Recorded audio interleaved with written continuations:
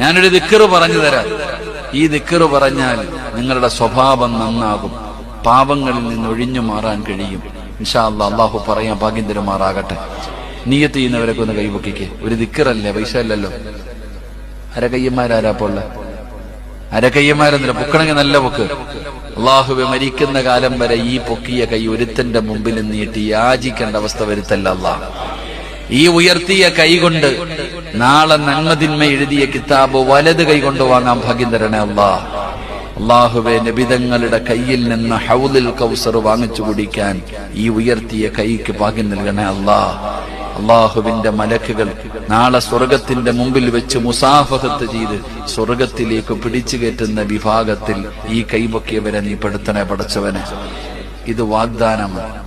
അല്ലാഹ് സാക്ഷിയാ കേട്ടല്ലോ, അള്ളാഹു സാക്ഷിയാ.